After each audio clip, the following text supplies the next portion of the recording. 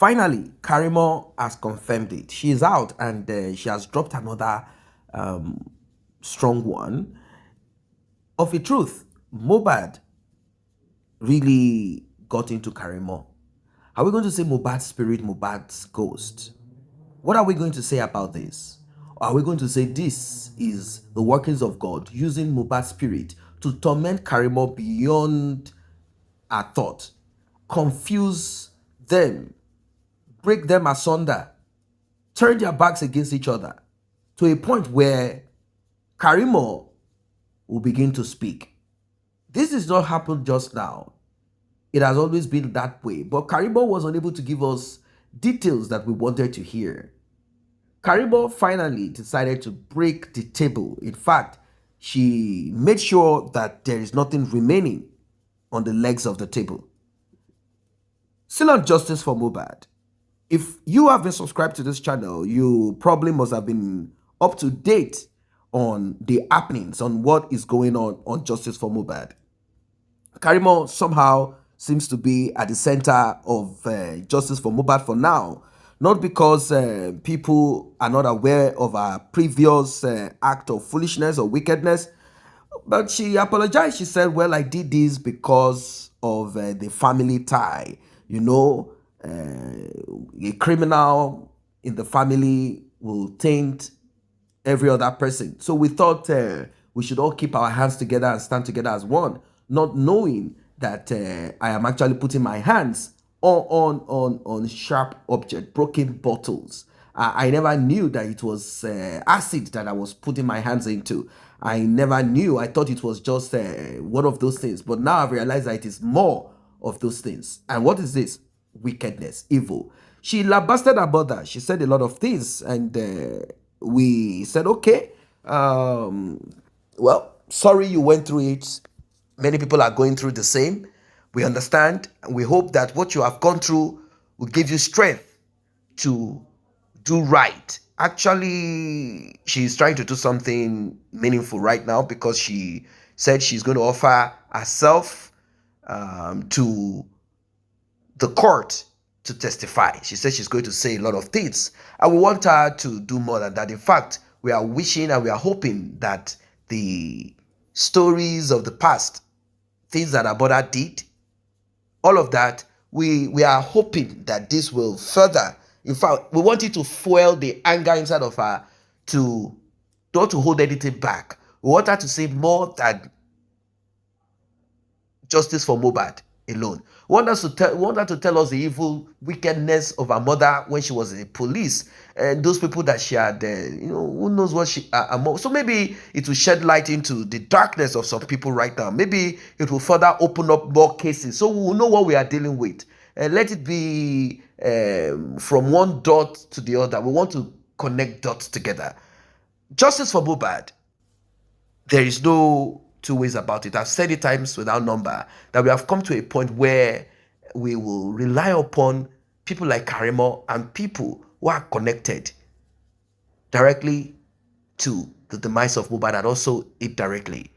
I want you to pay attention to this one from the beginning to the end. You know how we roll on this platform, translation analysis. It is important that you pay attention. Do not skip any part of it. Like and share. Tap on the subscribe button and turn on the notification bell. Very important. And to those that have tapped on the thanks button, the one with the love icon and the dollar sign in the middle of it, may God Almighty bless you. If you also want to be a blessing to us, you can as well tap on the same button. Every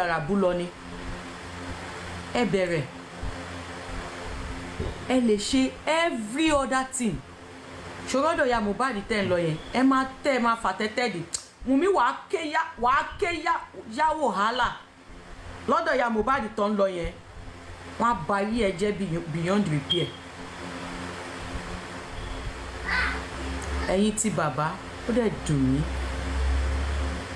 Ó dùn mí bẹ́ ṣe gbé ọ̀rọ̀ yẹn. But òfò tí yín ni o kò ṣòfò tèmi. Ẹ̀yin tẹ́ dá ọ̀rọ̀ yẹn rú, òfò yín ni kò ṣòfò mi. A kàn dára wa láàmú ni. Tó lóògbé bá dìde lẹ́ni tó fẹ́ ṣèdájọ́, wàláhì kò tí sẹ́ni tó máa dìmú. Ó máa dàbí fíìmù lójú gbogbo wa ni.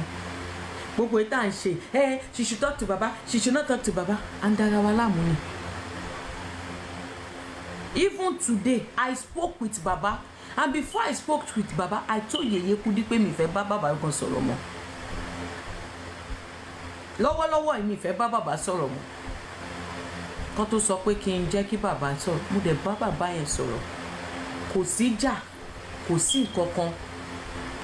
Tó bá yẹ pé kò ṣe pé wọ́n drive ni, ó ṣeéṣe kí n ti pass message mi across. But tó wrong drive. He promised to call me back. To call back. He promised to call Yeye Kudi back so we can talk again. Òun lẹ wá bọ́ síta. Then you don't need kìnìkan kìnìkan. Ṣé mi gan sọ pé mò ń wá yín ni? Ṣé mo sọ pé mò ń wá yín ni? Èmi ti sọ nǹkan tí mo fẹ́ sọ. Mo ti tọrọ àforíjì lọ́dọ̀ Ọlọ́run ọba tó dá mi. Wàláì, ìjọ́ tí mo ti jáde tí mo ti tọrọ àforíjì ara mi ti fúyẹ́. Lẹ́yìn kan bá máa wí ẹni Mohbad ló ń ṣe kinní kan. You don't know me. Go and ask the people that know. Wọ́n á sọ fún yín pé bí Karimo ṣe ń ṣe torí ẹ̀ là ṣe kí n sọ̀rọ̀ lójú ẹ̀ tó ró lóòótọ́ èèyàn ni. Kò ní bá yín síbi rẹ́dẹ̀rẹ́dẹ́. Bó kọ̀ọ̀ràn kí n ṣe bàjẹ́ kí n ṣàbòsí débi torí owó, màá yà mọ̀ ṣeṣẹ́ ìdọ̀tí tó máa mówó fún mi, mówó wálé wá fún mi.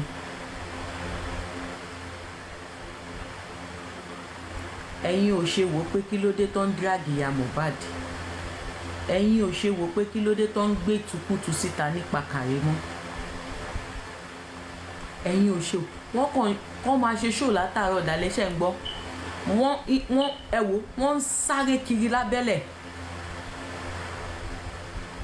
Dẹ́ntà ló sọ fún mi pé ìyá Mohbad ò gbégbèsè lórí àkútúkù ọmọ ẹ lọ́nà ọ̀run yẹn.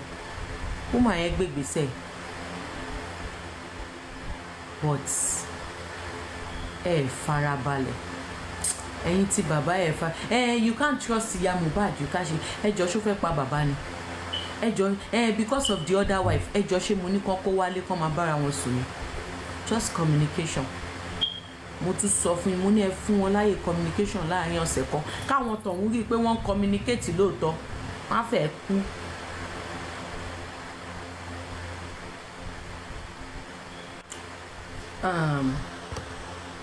Èmi tèmi o ṣòye yín èmi ò ráyè mi ní time yẹn. Nǹkan tèmi understand ni pé sàn án láàrin ajé ní mú ni pẹ́ kọ̀rọ̀ ní ìráyè. Mi ò ráyè o. Ohun èdè mi ó dẹ̀ yé àwọn kan nínú yín àmọ́ wọn pọ̀ tó àwọn tí ò yé.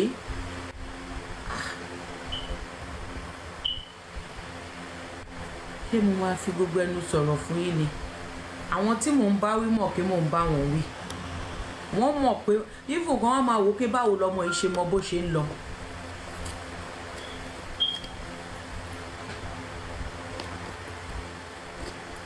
Then mama èmi náà máa put ẹ̀ sí yín bí báyìí o. Ẹ má gbé kọ́ọ̀lù Ìyábọ̀ Òjó mọ́ o. Mama mò ń sọ fún yín báyìí. Mi ì fẹ́ sọ fún yín lórí fóònù. Èmi ò mọ reason tẹ́ ṣì ń gbé kọ́ọ̀lù Ìyábọ̀ Òjó.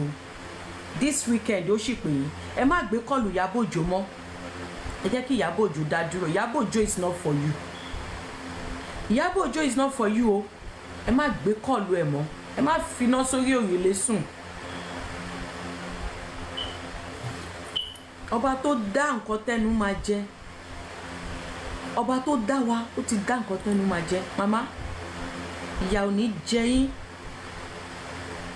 Whatever ìyà tó bá ti jẹ yín lójú ayé ọmọ yín ó dòdì. Ó dẹ̀ tún dàtẹ̀yìnwá. Ìyà ò tún ní jẹ yín mọ́.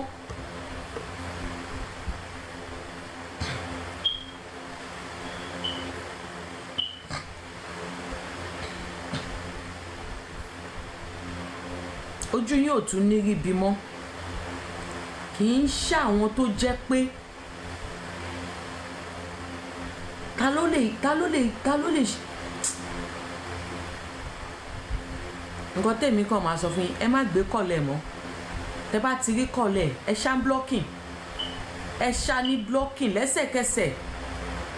My network is bad. What's wrong with my network? ẹ jẹ́ n lọ WhatsApp kí n lọ kí n bọ̀. ẹ jẹ́ n lọ WhatsApp kí n lọ kí n bọ̀. My network is bad. What's wrong? Ẹ ṣá ní blocking tẹ́ bá lè ṣá blocking kò ní nǹkankan tó fẹ́ ṣe yín o. Ohun rere kan kò lè ti Sódómù àti Gòmórà Ìyábọ̀ Òjó jáde lọ́dọ̀ yín o. Nǹkan gidi kan kò lè ti Sódómù òun Gòmórà Ìyábọ̀ Òjó jáde lọ́dọ̀ yín. Mi ní sọ jù yẹn lọ. Bàbá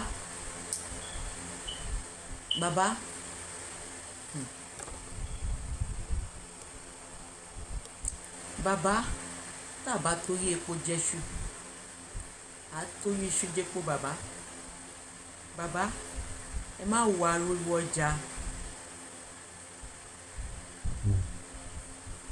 àbólórí burúkú ni ẹ calm down, don't mention name. Ṣé Ìyábọ̀ Òjó máa ní kí n má mention orúkọ òun ni kó sue mi náà kémi náà sue ẹ̀. I have video evidences. She started it first, and I have evidences of when I was praising her on her page when I thought she was a real person. But she messed up first. Ìyábọ̀ Òjó, you messed up first. I will call your name anyway. I will drag your name anywhere. I should not mention him. Àbí kò fẹ́ dá fún wa àti Ìyábọ̀ Òjó tó ní kí n má mention name. Ó mọ̀ mí ṣá. Ó dàpọ̀ ó mọ̀ mí. Ó mẹ́ni tó ń bá sọ. I should not mention names. Kí má dárúkọ Ìyábọ̀ Òjó. Lórí burúkú ọ̀rọ̀ gidi ni mò ń bá bàbá sọ kó tó ta ẹrù pẹ̀ sí. Bàbá ẹ̀yin ni mò ń bá sọ, mi ìfẹ́ bá yín sọ̀rọ̀ mọ́. Bàbá tó bá kọ wájú sí yín ẹ ta, tó bá kọ ẹ̀yìn sí yín ẹ tún èrò ara yín pa.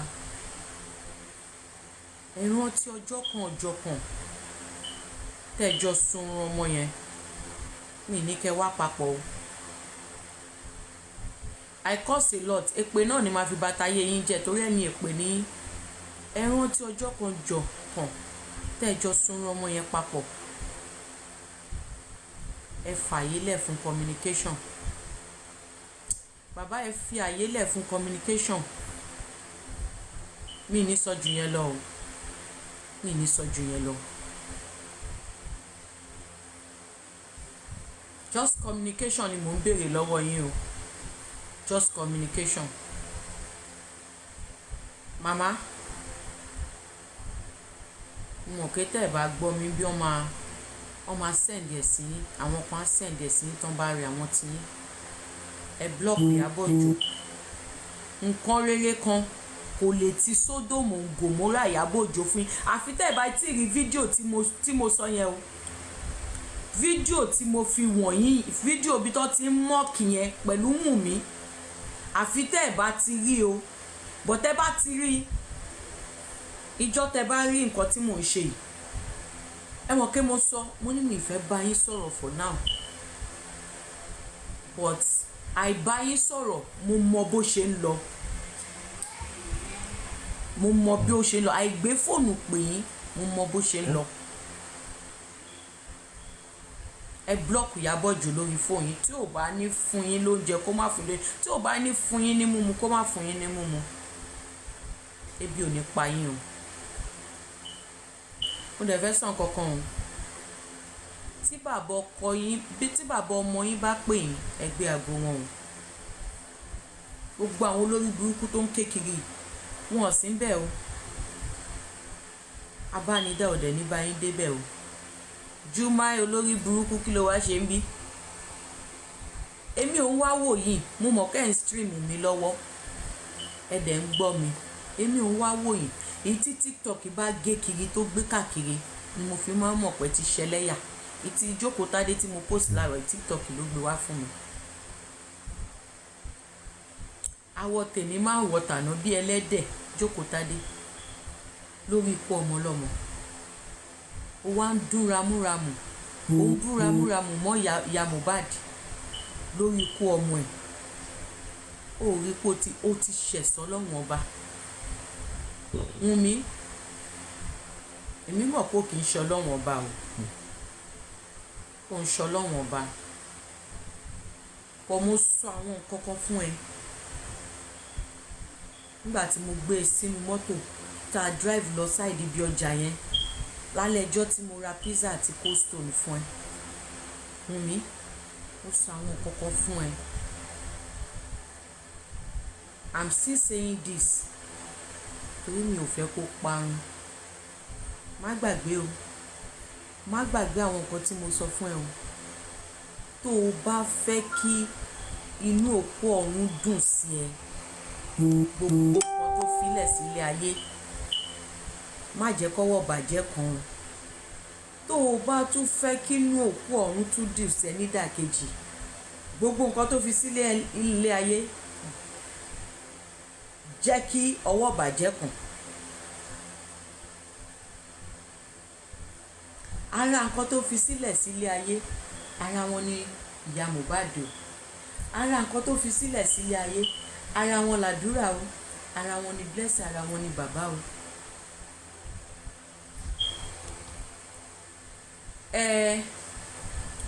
Ó gba ṣé lọ́wọ́ Wunmi ó gba 250 Wunmi olówó ogbó tó ń ṣílẹ̀kùn fólè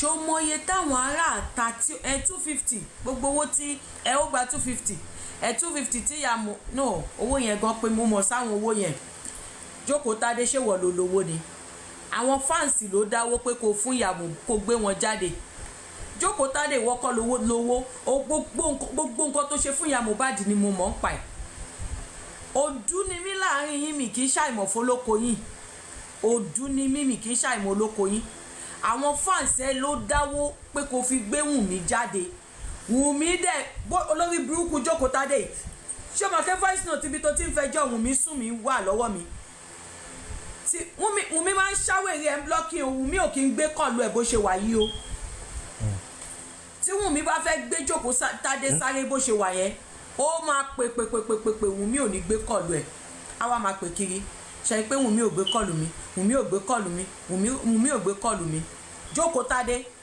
tí Wunmi bá fẹ́ ṣe kinní yẹn fún ẹ sínsìn kò ní gbé kọlù ẹ fún bí ọjọ́ mẹ́ta kò ní gbé kọlù ẹ ó máa rojọ́ kiri ní bí òkú tí ò dúró tẹ́rí gbaṣọ ló ṣe máa rojọ́ kiri of course ó fún ìyá Mohbad ní 250k ṣe báwọn fans ẹ ló dáa àwọn fans ẹ dáwó wọn ní kó fi gbé Wunmi jáde Wunmi ò dẹ̀ gbé aago ẹ lásìkò gbà yẹn ó fi ẹ́ pa Wunmi máa ń fi ẹ́ pa gan èwo nu yín ni Wunmi ò kì í fi pa ṣé tèmi ni tí Wunmi bá rẹ́dì láti má gbé kọ̀lù tèmi kò ní gbé gbogbo yín ni Wunmi máa fi ń pa tí ò ń gbé kọ̀lù yín ẹ̀yin lẹ́ ń bẹ́ẹ̀ ṣé ń wá ìní jókòó tádé voice note ẹ wà lọ́wọ́ mi ibi tó ti ń rojọ́ pé power tap o ẹ kàn gbọ́rọ̀ power tap ẹ̀yin èèyàn please power tap ibi tó ti sẹ́ndì sí mi pé ṣó yẹ kó máa pe Wunmi láti bí ọ̀sẹ̀ kan kó má gbé kọ̀lẹ̀ ó fẹjú ẹ̀sùn káàkiri ni kọ́mọ yẹn tó padà gbé kọ̀lẹ̀ gbogbo gba birthday gbogbo gba tó ní kán wá gbé jáde yẹn ẹ̀yin fans ẹ̀ gbogbo gba tẹ dáwó fún yẹn Wunmi ò gbé kọ̀lẹ̀ tó jáde lórí show kò ṣe kinní kan Wunmi ò gbé kọ̀lù ẹ̀ ńgbà yẹn ni ó fẹ́ kéku àti tèmi gbogbo wọn tó bá yí lórí ẹ̀ kò ń gbé kọ̀lù wọn ngbà tí ò dẹ̀ gbé kọ̀lù ẹ lásìkò gbà yẹn ló ṣe 250k sí ìyá Mohbad nínú owó tán ni kò fi gbé Wunmi jáde make Karimo see money do ẹ olórí burúkú wèrè olóṣì fírun mi lẹ̀ ò ṣe kí ló tún fẹ́ fi bú mi kí ló tún kù tó fẹ́ fi bú mi kí ló tún kù tó tún fẹ́ fi bú mi ẹ ti lulẹ̀ kí lẹ tún fẹ́ gbé jáde please power tap ẹ̀yin èèyàn yìí tó wà ń bí báyìí kí láìvù yìí má lọ. Of course mi ní deny ẹ̀ mi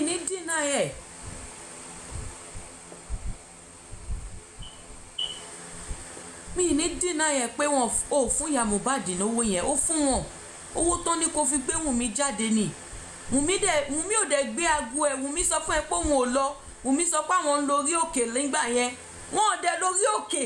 Irọ́ tí Wunmi pa fún ẹ nìyẹn. Jókòó Tádé tó bá yẹ pé kò ò pè mí ò fẹjọ́ yẹn sùn mí kọ́lọ́n kó ṣèdájọ́. Jókòó Tádé Wunmi sọ fún ẹ pé àwọn ń lórí òkè wí aláṣọ lórí òkè kankan lọ. They thought I was not coming out today. If I don't come out doesn't mean I don't have to come out today.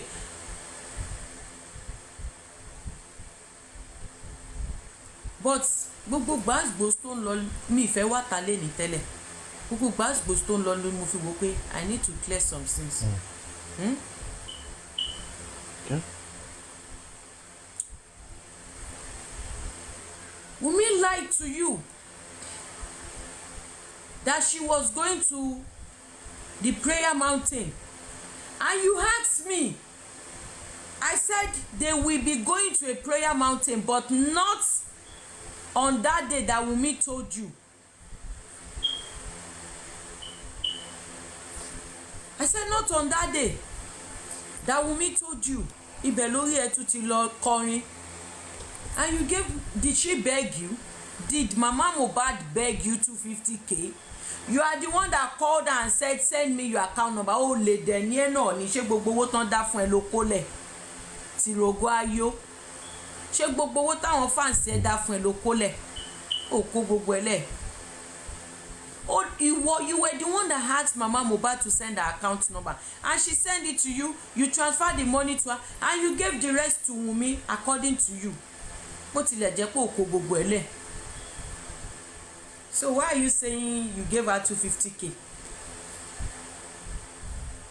Why are you saying you gave Mama Mohbad 250k? 250k tó fún yẹn ló fi ń jẹun láti jọjọ́ yìí.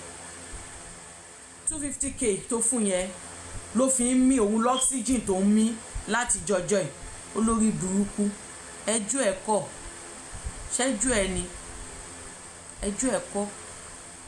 You come for Mama Mohbad, I come for you. You come for Mama Mohbad, I come for you.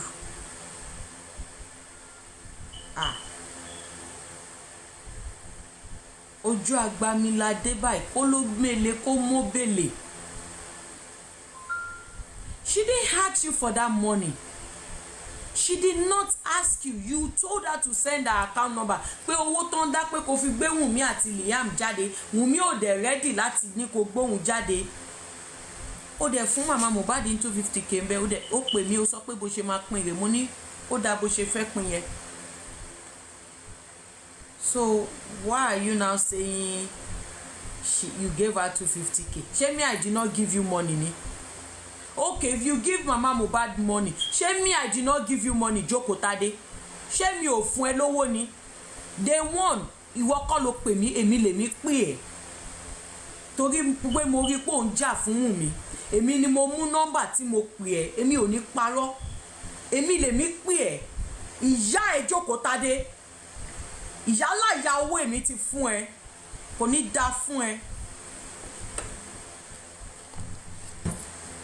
You say you gave Mama Mohbad money. Ṣé 250k lówó tèmi fún ẹ ni? Jókòó Tádé. Èmi náà fún ẹ lówó.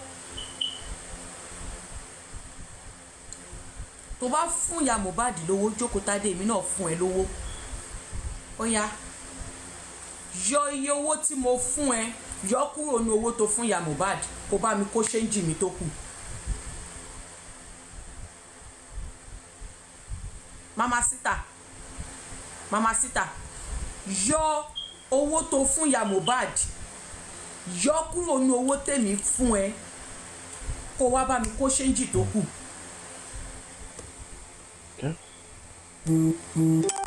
Kò ní dá fún ẹ pẹ̀lú 250k. Latest thing about Mohbad's case, Karimo, Wunmi's sister. Many of you know that Karimo share videos night after night from the US. I want videos here. There are two sides to those videos, okay? She goes there and she rants about everything about Wunmi, herself, and their mother. Last year, the case is very Karimo to man sorry she okay? And there's something she has to hide that she cannot say.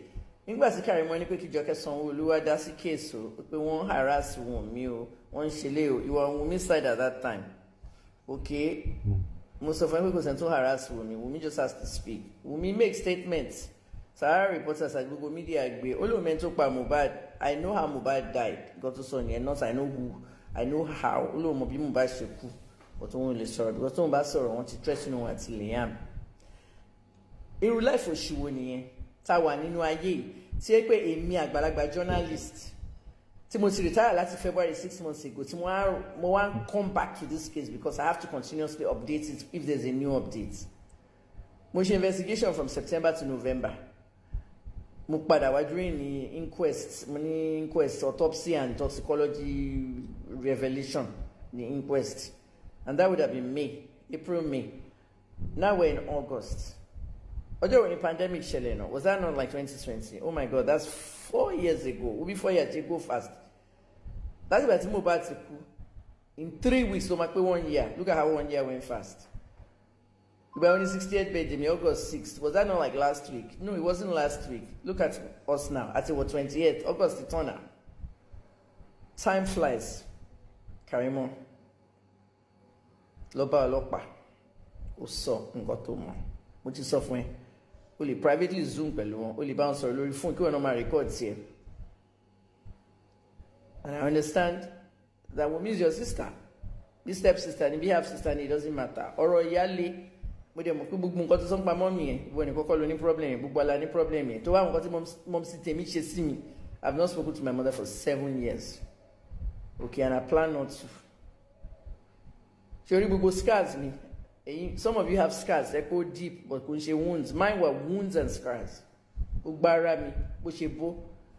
When my sister attacks me, house girl àti mommy, don't fàṣọ ya mommy lára nítorí kíni mo ṣe, kíni mo kọ nítorí mo nígbà Jímọ̀bí ò fáwọn èèyàn lómi, bomi dọ̀tí. Imagine a journalist writing a story and their own family members in the government don't like it. Kíni character wa sọ? You discuss family mi bí báyìí. Ó wà online mo ti sọ tèmi, mo ti free ara mi from them. And I can understand your frustration with your mom, but ibi tọ́rọ̀ wa kọ́ yẹn. Karimo, over videos tó ń ṣe lórí TikTok, okay, except ó ní ọ̀nà méjì tó wà, ọ̀nà kan. Gbogbo family issues ẹ̀ làwọn èèyàn discuss in the comments, and that's not what they need to be discussing. They are there, ó ti gather audience, okay, ó ti the influencer of some sorts, and they're there just for the Mohbad gist. They're not there for anything else. Now, I want to support Wunmi. And you girls, especially, tend support Wunmi. I don't see a lot of men supporting that. Orí gbogbo yín ò pé. Kò ní dáa fún yín. Ayé yín máa bàjẹ́. Ayé yín ayé ọmọ yín gbogbo yín máa bàjẹ́. Ìbànújẹ́ tó bá Mohbad ó máa ṣẹlẹ̀ sí gbogbo àwọn ọmọ yín. Gbogbo yín tend support Wunmi.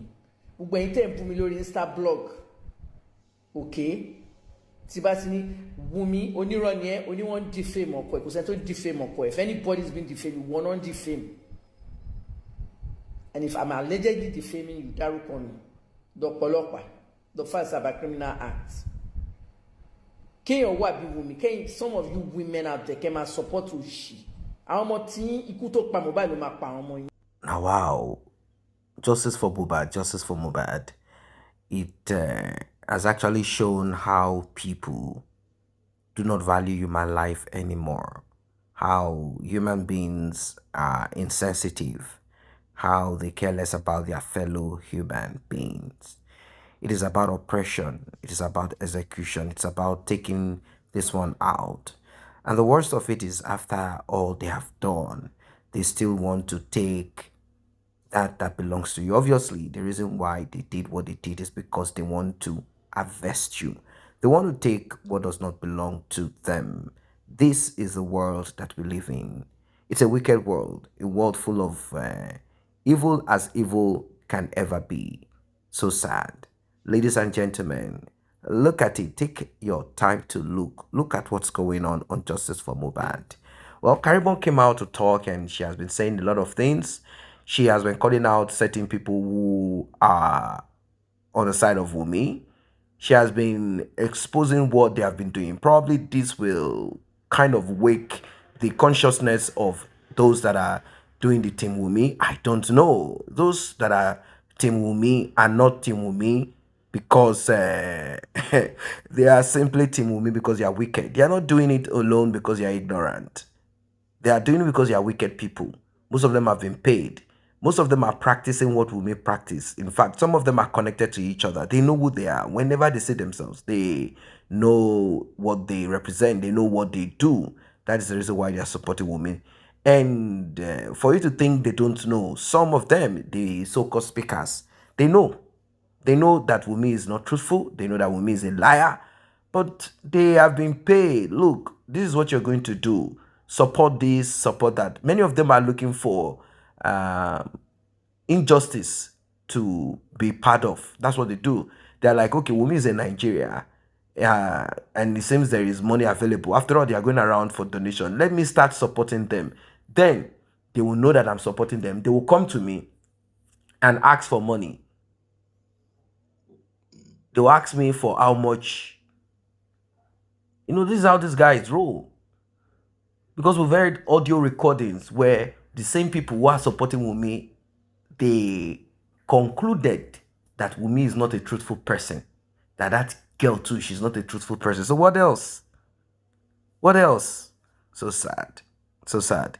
The world that we live in is a world full of evil, full of wickedness, full of every evil that you can ever think of.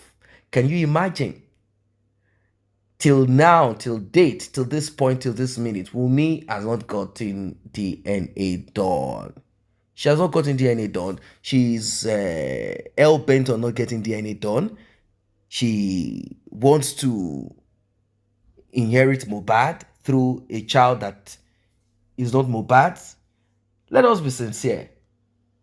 If Mohbad's father said, I've done DNA and I have proof that Mohbad is my son, even though they send Mohbad's mother to create that lie, should the DNA be done, then they will say, the DNA done did not connect to Mohbad's father because Mohbad is not Mohbad's father's son. But the man had already cut off all of that. So what are we waiting for?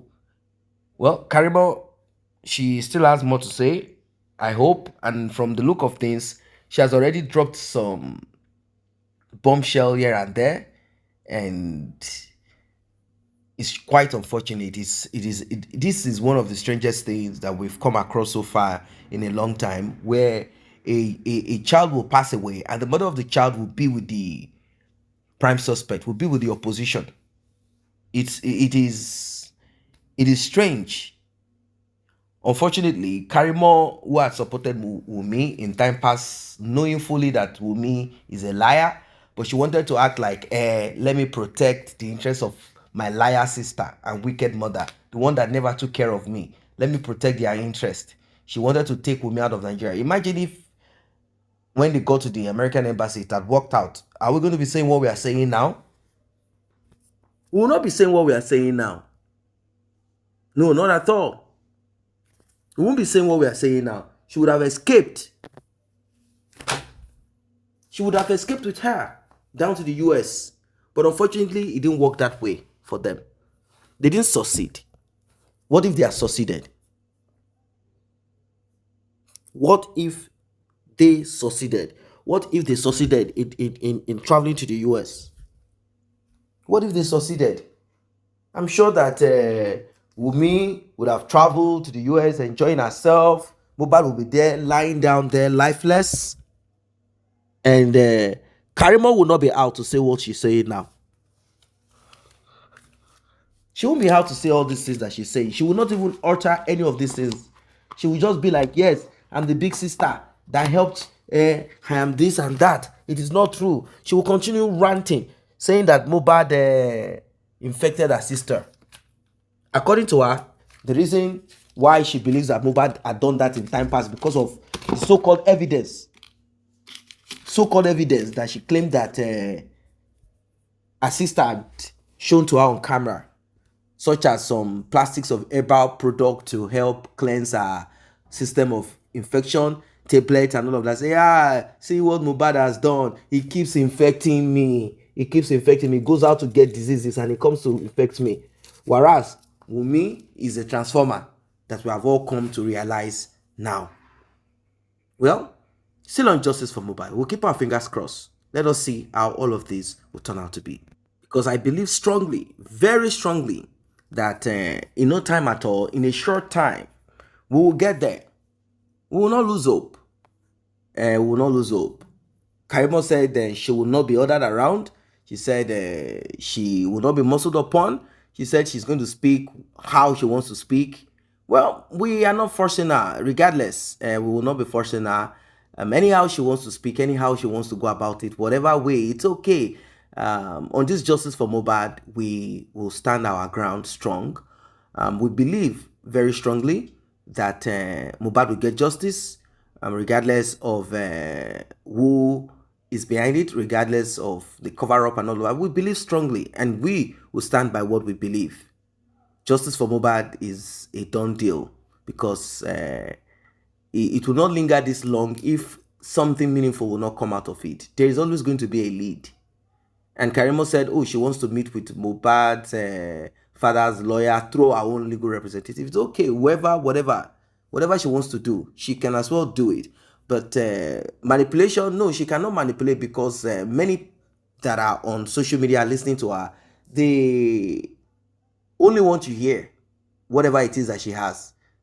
And definitely, they believe that evidence must back whatever you claim. You cannot open your mouth and say this person did this, that person did that, that person did not do this and that, and you think and that's all. No, saying someone did something does not necessarily mean that that person can be convicted, because the person can as well say, no, you said this out of a place of envy, spite, that they have not done what you claim they did. What about that? What then will you do when such happens? What then will you do? What will you say? So evidence is very important if we are truly going for the jugular vein of Wunmi and her mother, because she is making it clear to us that this is what it is and that it happened that way. We are not discrediting her. We are not saying no, it's not true. We believe and we know that Wunmi is responsible. She's behind the demise of Mohbad. We believe strongly.